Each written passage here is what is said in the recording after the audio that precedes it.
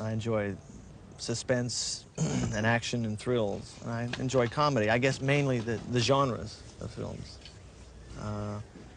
I'm big on form and structure, and within a certain context doing certain things. The film I'm making now, Halloween, hopefully is a horror film, loaded with scares, suspense scares, hopefully not grisly or gory, but suspenseful, making people on the edge of their seats. I enjoy doing that.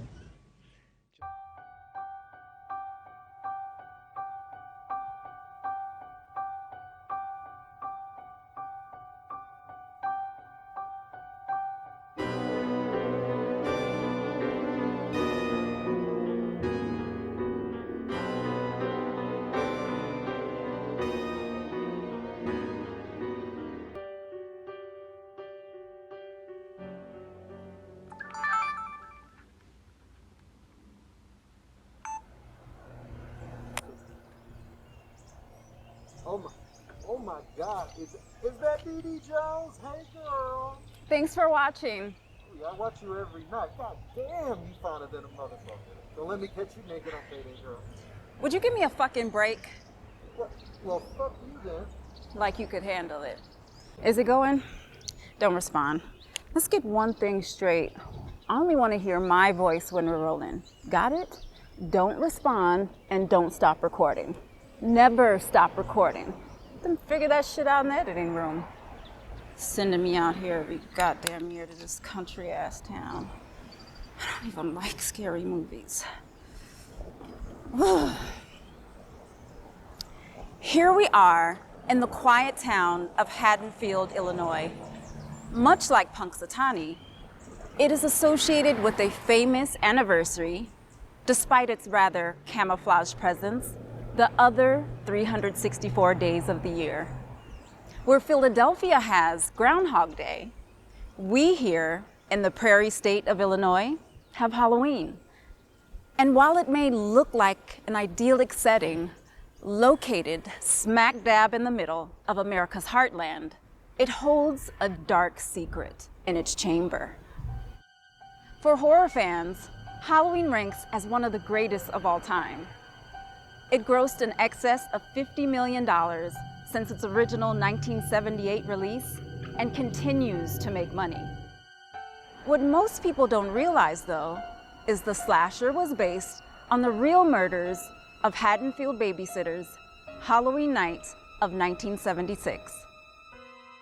So I was probably about 10, 11 when I first saw Halloween.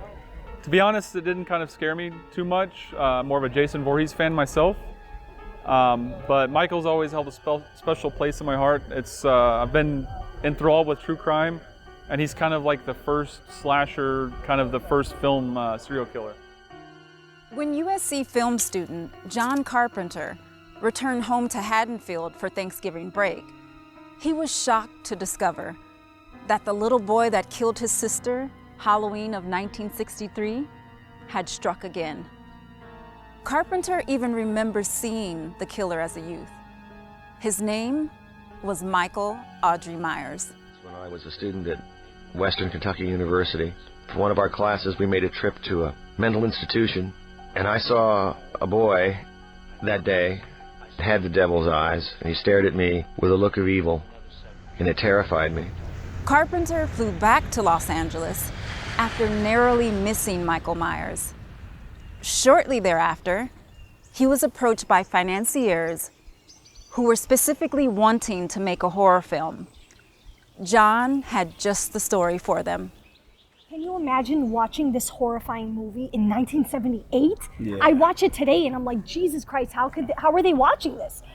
Michael was institutionalized from the age of 8 years old. After escaping the nearby Smiths Grove Sanitarium 13 years later, the events appropriately began to play out like the plot of some scary movie.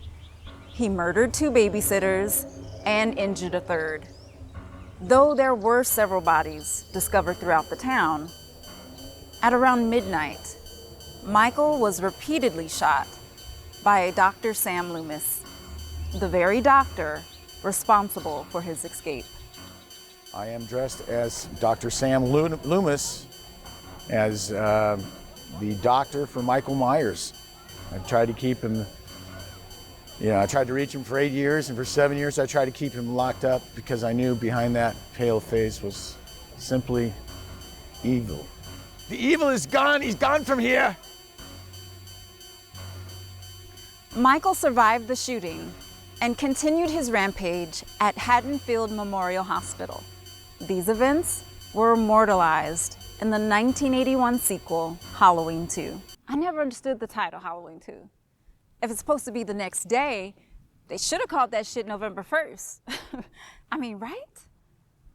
It is worth noting that the babysitters' bodies were discovered at this home and not at the houses of the children they were supposed to be watching, located right across the street.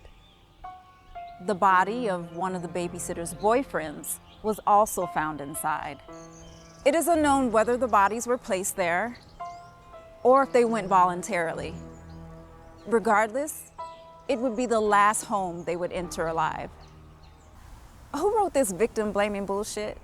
So teenage girls that fuck their boyfriends deserve to die? Let me tell you a couple of 3 things. If only virgins survive, humanity really is fucked. The one aspect of this story more disturbing than the murders themselves is the fandom surrounding the movie. I mean, he's got his flaws, but he's definitely... I just like how he's very spontaneous. And I will defend Mike Myers till the end. With the advent of the Internet Movie Database and Google Maps, it is now extraordinarily easy to find the addresses of where the real carnage unfolded. How easy, you may ask? Well, if one were to type Halloween Hedge into Google Maps, it would take you to this location. With every passing year, more and more fans become aware of this. I came out here on a vacation and I just this was when the internet was still pretty new. I mean, I think Google was still pretty new at the time, but I remember looking up all of these houses. I found the Strode house, I found the Myers house, and just to actually come to these houses for the first time and see them in person, I literally just sat on that post where Jamie Lee Curtis was sitting. I mean, that's so cool. You can't really compare that to anything else. It has a lot of thrill, and it has a lot of potential, and it has a lot of suspense, and it's very suspenseful, and it's very surprising, and it's one of the best horror films ever made in history, I guess. I've spoken with several fans of Halloween over the years, and despite their obvious passion for the film, the same level of emotion could not be garnered for the real victims of this massacre. Do you think it's in bad taste to celebrate a film franchise based on the murders of real people? No. I don't. I think that there are certain franchises that benefit heavily from having so many sequels. I really don't know. I've never really given much thought to that, In 1988, after unsuccessfully suing the producers for bringing unwanted notoriety to their town, Haddonfield banned Halloween. After the '94 election caused a political change of hands, the ban was lifted just in time for Halloween of 1995. I think the unpredictable nature of Michael Myers, you don't know if he's gonna die, you don't know if he's gonna kill you, you don't know if he's gonna let you go. And I think that's what really draws me in. You just don't know what he's gonna do next. So what more can be said about the little film that no one ever thought would succeed and would certainly never overshadow the actual crime? Well, like the author John Steinbeck once wrote, the best laid plans of mice and men often go awry. Not only did this movie launch the career of John Carpenter, but also in its wake, changed this once normal place into a theme park attraction. Cinephiles of the horror persuasion flock here every October 31st to witness these bizarre anomalies. For example, palm trees flourish here despite the continental climate of the Midwest. If you were to touch one, you can actually feel a warmth to it, as if nothing or no one can destroy it. Much like the myth of Michael Myers himself. Reporting live from Haddonfield, Illinois, I'm DeDe Jones.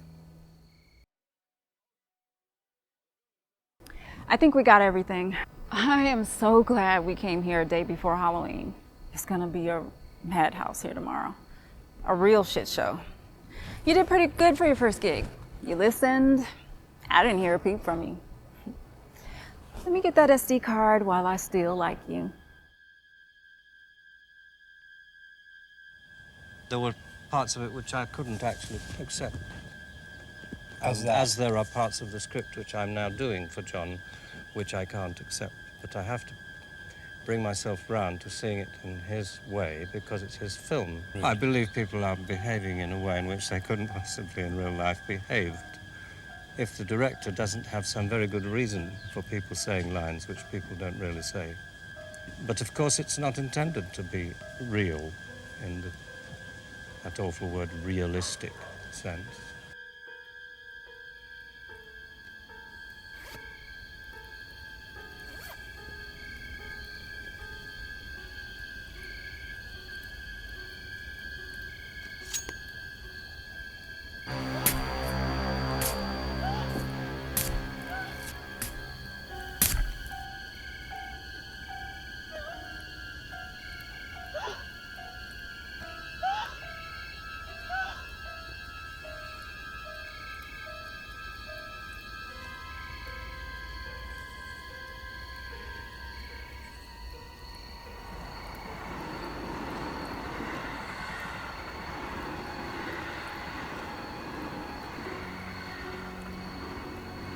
Without sounding like creepy, Michael Myers is like, to me, the ultimate mystery killer.